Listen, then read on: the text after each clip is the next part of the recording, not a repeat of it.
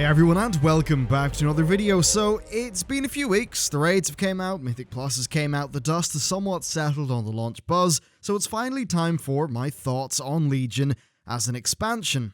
Of course, this is something that's going to grow and develop as time goes on because, well, it's barely a month into Legion, but let's just get started with the actual launch. So it was pretty much impeccable. I'm on one of the largest EU servers and it was totally stable. Contrast that to the lines of griffins that were stuck outside your garrison during the WoD launch, and yeah, it's pretty obvious Legion pretty much destroyed Warlords in terms of how well the launch actually went. So getting into the content, well, things played out mostly how I expected from beta. Legion's leveling doesn't really blow you away with some spectacle in the same way that a few bits of the Warlord stuff did, but what it does manage to do is be well designed and high quality the entire way through. An odd side effect of the server load balancing meant that the world actually felt really empty. I mean, there were times when the beta felt a lot more active than live was during the initial 24 hours of launch. Now, I'd rather have some lag, but the spectacle of there being hordes of players around the place, so that was a little bit of a downside, but still I do think the launch overall was a fantastic experience. Anyway, so the leveling was great, and having a new set of cinematics at launch, which we hadn't seen previously, was definitely a nice touch. I think my favourite zones are Val'Shra and High Mountain, so the lush visuals of Val'Shra were a pretty nice break, and I think it succeeds in being a sort of, short and sweet little bit of fun that's quite devoid of downtime or filler, so that was definitely good. And I guess High Mountain is the opposite. I just really liked High Mountain's quest layout, and I think visually as well, it's one of my favourite zones in the game. As soon as a close third, I still really do like it. The stuff with the sea giants really did feel like treading water though, and Stormheim comes in fourth, I think. Its narrative was actually a bit of a mess the more that I think about it. Once again, the Forsaken and Gilnea's plotline ends up with no closure at all, though apparently that'll be picked up in 7.1. Overall though, look, I do like the zones. I don't think any of them were better than Warlords of Draenor Shadowmoon Valley, but I think each one of them was better than the other Warlords of Draenor zones. Perhaps bar the visuals of Frostfire, which I really did love. Anyway, with max level attained, it was time to get into gearing up my character. Now what's strange is I didn't do much dungeon content to the stage where I'm actually completing some mythics for the first time with a keystone. I was pretty busy editing YouTube videos, so I didn't want to be tied down to group stuff. It's a bit of an odd quirk, but I guess that's just on me.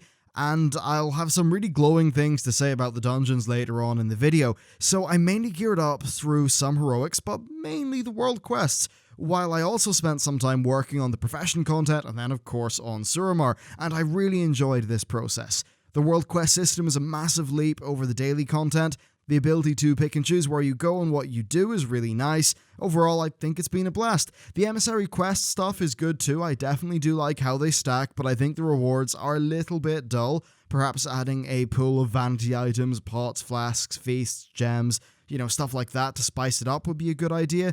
Now, this somewhat does tie into the rep system.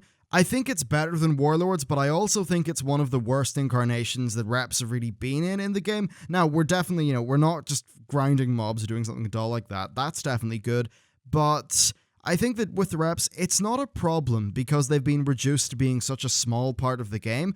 Now, for there being less power items tied to rep, I'm cool with that. But if we think back to the days of maybe some of the inventiveness of the Netherwing quest mechanics, the introduction of the one-off narrative quests that were to do with a specific faction, I think it's very unfortunate that Legion reps have been boiled down to just doing daily content and then having a quartermaster. It's really sad there's no unique content for those reps. Now, I think it would have been really nice if we had some extra quests to advance the story and tie up some loose ends for the 4 different quest zone factions of Legion, as well as having maybe some small endgame story stuff to do with the Wardens. They will be unlocked in the same way as the Suramar stuff is unlocked. And speaking of Suramar, holy shit, I still love that place. The quests are great. It's nice to see Blizzard tell an interesting story and also try to do some quest mechanics that are a bit more different and sort of inventive, so that's been great. Now, I do see the concerns with alts, especially with them being locked out of the Court of Stars and the Archway. That's a bit of a pity.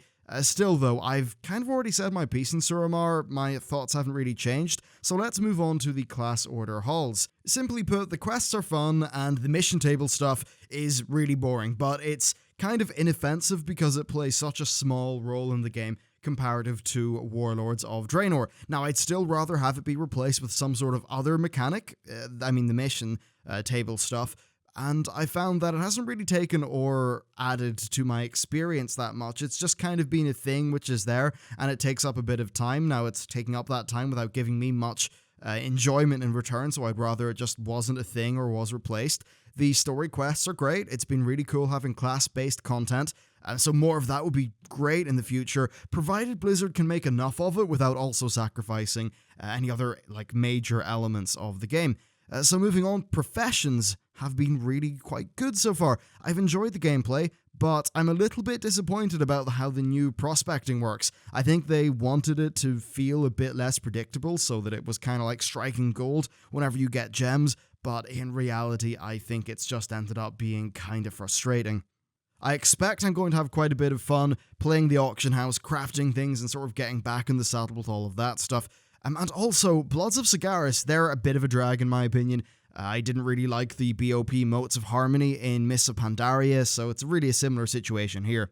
Anyway, I enjoyed PvP a lot more than I thought, so the normalized gear means that I can go into a battleground, play well, and actually have a chance. Now, I'm not trying to toot my own horn here, but generally I go into a BG and I really try to play well, and I end up doing really well. A lot of the time I'm, at the top of the leaderboard for kills and damage.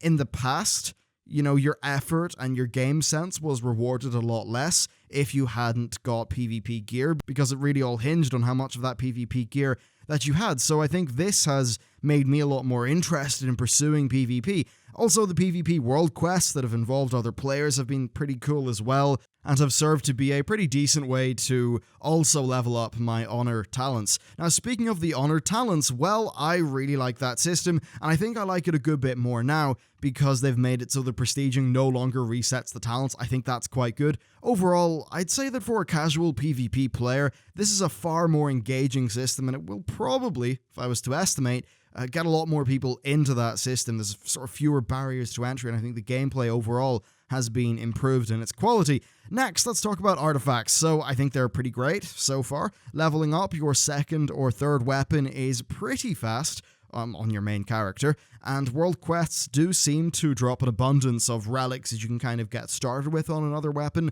Unlocking new appearances and skins, that all feels quite rewarding, and I like the idea or the feeling of being able to meaningfully progress my character at the end game. Now, I do understand that it might not be great if you've got, say, a druid and you want to play every spec, or if you want to play more than 2 characters seriously at the end game, but right now I think it's doing pretty good for its purpose, and I would assume that maybe in 2 months, once the artifact power catch-up mechanics start to kick in a lot, and you're getting a new level of artifact power every 2 days, maybe even a bit quicker, I'm not really that sure, but once that kicks in, then maybe the alts are going to feel a bit better for, for players. Anyway, let's move on to the second broad part of this video, and this is really covering the kind of aftermath. So after the initial madness, how am I feeling about most of these systems? Generally, I'm feeling pretty good. If I have some time to spare, I can hop in, I can do a few world quests, but if I don't, I have not really found myself being that stressed out about it. Perhaps this would wear thin if you were the kind of player who wanted to do every single world quest, but I've not really felt much of a need. Oddly enough, the way the artifact knowledge system works means that I kind of only want to push 1 or 2 artifact weapon levels sort of every time I get a new level of knowledge, because it ends up getting a little bit slow beyond that point, and I just don't feel like brute forcing the system. Suramar is mostly finished for me as well. I enjoy that quite a bit, especially with the withered scenario, but I will admit, it feels a bit strange now that I've got all of the extra chests. I just need to go in, find 500 or 400 points, and then get myself killed or something so it bails me out quicker because there's no other reason to sort of keep on doing the scenario. That is a bit strange. I'm also slowly getting into my Vengeance Demon Hunter, sort of getting that up to speed as I want to do some tanking on him. It's been pretty fun so far. Really, I think that's all I want to say for this section. I can pretty much broad strokes say that most of the systems have held up really well for me over the last 3 to 4 weeks. I'm definitely very happy about that. But of course, how these things will feel 2 or 3 months in the future, well, that is subject to change. Now then, the third part of the video, raids and Mythic Plus. This is really what's going to be the meat of the endgame for the next while. Mythic Plus is the new shiny thing, so I'll start with it. I absolutely love it. So far, my personal best is Mythic Plus 6. That's as of the time of the recording of this video. It could be higher with the next reset, but we stopped with Mythic Plus 6 because it gives 870 gear from the weekly chest, and getting to 875 would mean having to clear a Mythic Plus 8, and I don't think we can pull that off. Now in doing that, we also worked in some speedruns in Neltharion's Lair. We had 2 level 2 keystones for that, and we managed to get a triple upgrade. So 6 chests of loot for doing 2 dungeons, and, really trying to do the dungeons fast. And this has just really brought back a lot of that Cataclysm heroic feel, which suited the guild runs perfectly, and it's also brought back for me some of the bits of challenge mode dungeons that I've really enjoyed as well. I'm also, I think, more interested in this than I am in raids, in some aspects, because it does feel a lot more social. Sure, there's more people in a raid, but it's harder to have a conversation, so there's just really been times where hanging out in Mythic Plus has been a very, very enjoyable experience for me. I definitely look forward to having keystone affixes that are a bit more interesting than teaming, though. It was kind of underwhelming. Not that I'm complaining, though, because more trash isn't really that much fun. Anyway, raid-wise, well, we kind of bungled up our first night. That's why there isn't much kill footage. Well, there isn't any kill footage on my raid tip video. Basically, we decided we would do heroic, which is fine because that's normally what we do. But it was in a run where we brought everyone who was online, so we essentially wiped Nuthendra all night, because the remaining half of the living raid members can't bring a 16-person scaled boss from 50% to dead when everyone else is dead. Bit tricky. We also had 5 healers for a team of 16. That was a bit messy.